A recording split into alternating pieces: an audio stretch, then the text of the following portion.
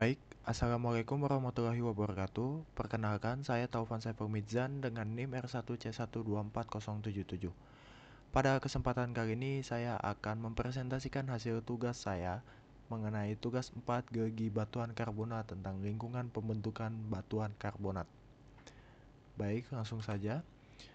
Kita pertama masuk di Laut Dangkal. Laut Dangkal adalah lingkungan utama pembentukan karbonat dikarenakan banyak cahaya atau zona fotik, aktivitas organisme tinggi atau karang, alga, foraminifera, air jernih, sedikit sedimen siklastik. Platform karbonat. Pengertian platform karbonat adalah lingkungan laut dangkal luas tempat akumulasi sedimen karbonat yang terbentuk secara in situ atau di tempatnya. B. Platform bisa berkembang jauh dari daratan, minim suplai sedimen siliklastik. C. Pembagian zona platform. Pembagian platform karbonat terdiri dari 3 zona utama, yaitu platform interior atau lagon yang berenergi rendah dan didominasi sedimen halus, platform margin yang berenergi tinggi dan menjadi tempat berkembangnya reef, serta slope sebagai zona transisi ke laut dalam yang banyak mengandung material runtuhan. D. Karakteristik utama. Sedimen didominasi oleh fragmen karang moluska atau bioklastik. 2. Litologi umum. Paxton Grindstone distribusi sedimen mengikuti kondisi energi dan habitat. Platform karbonat merupakan pabrik karbonat, tempat produksi sedimen karbonat berlangsung yang dikontrol oleh energi gelombang, kedalaman air, dan aktivitas organisme. Reef atau terumbu karbonat. Reef adalah struktur karbonat kaku yang dibangun oleh organisme atau terutama karang dan mampu menahan energi gelombang. Karakteristik utama reef terbentuk di laut dangkal pada zona fotik dengan energi tinggi dan dibangun oleh organisme seperti karang, alga, serta organisme penempel. Reef berperan penting sebagai penghalang energi gelombang atau wave barrier dalam sistem karbonat. B. Zona reef.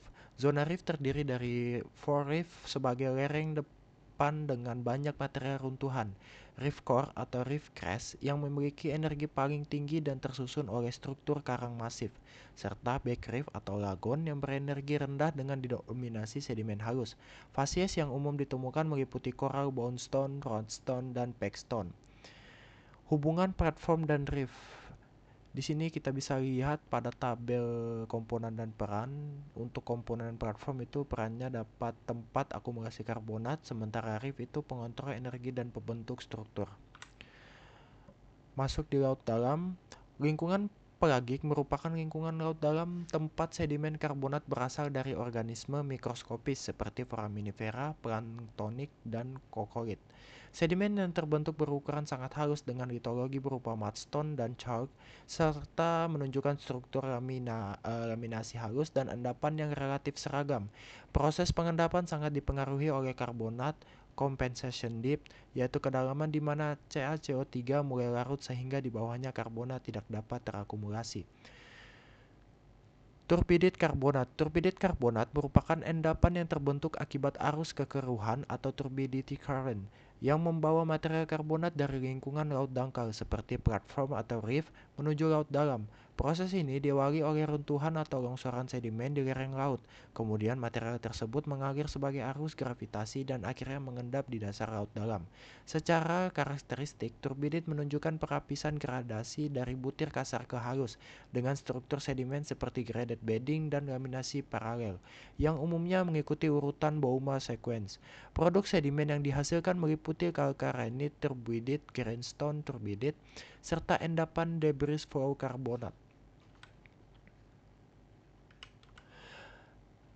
Redeposit karbonat system. Redeposit karbonat merupakan sedimen karbonat yang tidak terbentuk di tempat asalnya, melainkan dipindahkan dari lingkungan laut dangkal ke laut dalam melalui berbagai mekanisme transportasi. Proses perpindahan dapat terjadi akibat arus kekeruhan atau turbidity current, debris flow maupun longsoran lereng atau selamping.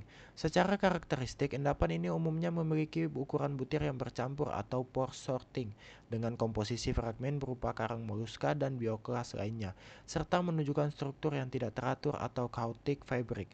Lingkungan pengendapannya biasanya berada di bagian laut dalam seperti cekungan atau basin, kaki lereng atau base of slope, dan sistem kipas bawah laut atau submarine fan.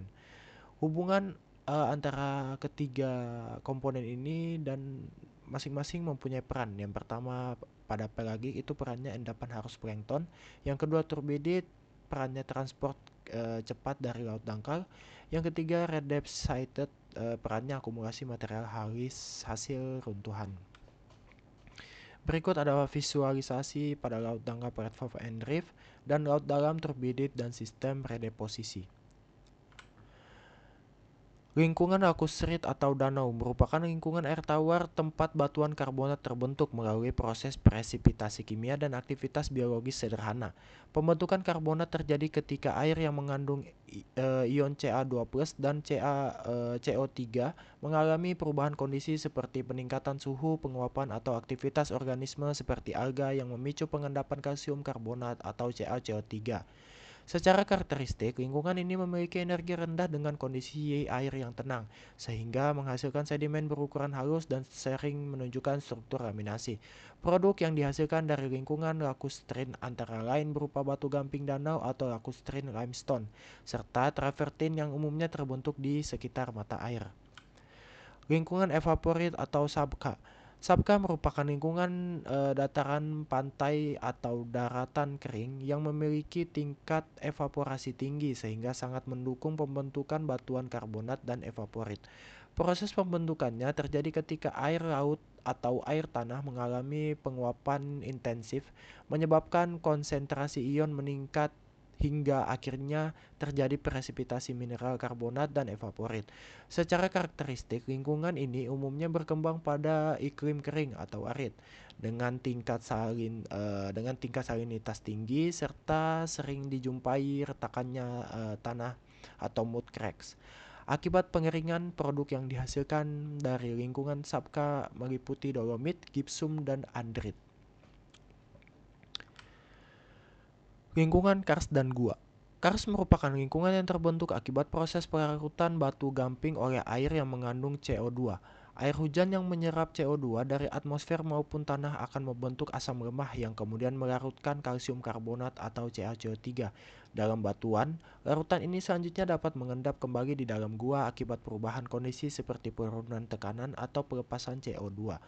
Secara karakteristik, lingkungan karst ditandai oleh banyaknya rekahan, rongga, serta berkembangnya sistem gua yang kompleks. Produk yang dihasilkan dari proses ini antara lain stalaktit yang menggantung di langit-langit gua, stalagmit yang tumbuh dari dasar gua, serta flowstone yang membentuk lapisan-lapisan karbonat di dinding gua. Travertin dan tufa merupakan endapan karbonat yang terbentuk di lingkungan darat.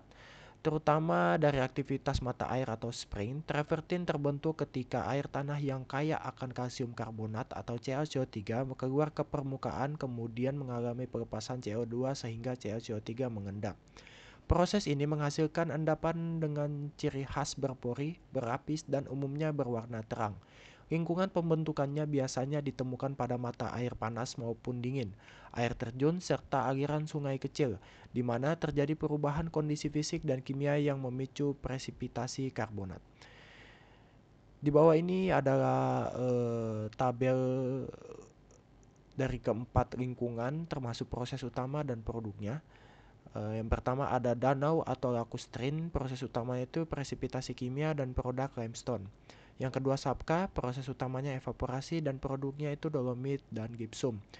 Yang ketiga karst, proses utamanya pelarutan dan presipitasi ulang, produknya stalaktit. Dan terakhir yang keempat adalah mata air dengan proses utamanya degassing CO2 dan produknya travertin. Berikut adalah visualisasi tentang lingkungan pembentukan batuan karbonat di darat, yaitu ada 4. Yang pertama lingkungan lacustrine atau danau, yang kedua lingkungan evaporit atau sabka, yang ketiga karst dan gua, dan yang keempat travertin dan tufa dari mata air.